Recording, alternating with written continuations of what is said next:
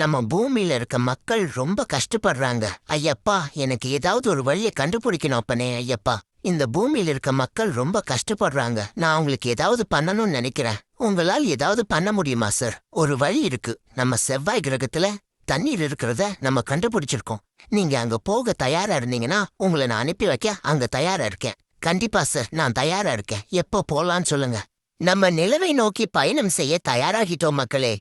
எல்லாம் உங்களுக்காக தான் நினைக்கிறேன். நிலா இன்னும் சற்று நேரத்தில் போய்விடலாம். நம்ம பக்கத்துல வந்துட்டோம்னு நினைக்கிறேன்.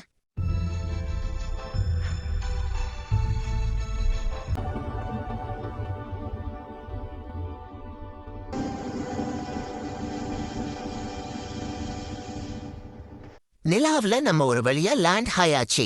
உங்களுக்காண்டி ஒரு சர்ப்ரைஸ் காத்து கொண்டிருக்கு. மறக்காம பாருங்க. இப்போ நம்ம தண்ணி வருவதற்கு சரியான இடத்தை தேடணும். அப்பதான் சீக்கிரமா தண்ணி வரும் மேல.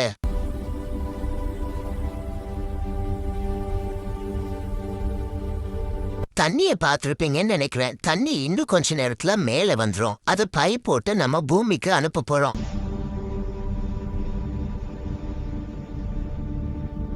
மாப்ள, தண்ணி வந்துருச்சு மாப்ள. நீ ஒன்னும் கவலைப்படாத. பத்திரமா வந்து சேரு. என்னோட வேண்டுதலை முழுமையாக நிறைவேற்றின ஐயப்பனுக்கு மிக்க நன்றி சாமியோ. சரணம் ஐயப்பா. சரணம் ஐயப்பா. சாமியே சரணம் ஐயப்பா. இன்னும் சற்று நேரத்தில் ஐயப்பனை போய் தரிசனம் பண்ணிடலாம். அதுக்கு முதல் பம்பையில போய் குளிக்கணும். அதையும் பாப்போம். முதல்ல எல்லாரும் குளிருக்கு தீய குடிங்க. அப்புறமா குளிச்சுட்டு ஐயப்பனை பாப்போம். கண்ணு, ரொம்ப குளிர்ச்சியா இருக்கு. இந்த ஆற்றல குளித்தீங்கன்னா உங்க பாவமெல்லாம் நீங்கிரும். அதுதான் உண்மையான நிதர்சனம் கூட.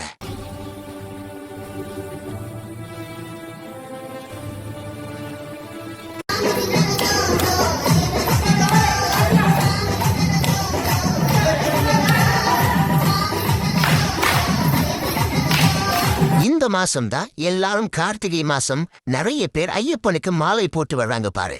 சாமி சரணம் ஐயப்பா. சாமியே சரணம் ஐயப்பா. ஒரு வழியா அப்பனை பார்த்தாச்சு. கோவில்ல இருந்து வீட்டுக்கு வந்தாச்சு. இப்போது மாலை கழட்டிட்டு சாமி கும்பிட்டுக்கிறானோ எல்லாரும். எல்லா ஊர்லயும் பார்த்திருப்பீங்க மாலை கலர்ல நம்மள மாதிரி யூத் பசங்க எங்க போவாங்கன்னு. பள்ளிக்கூடத்து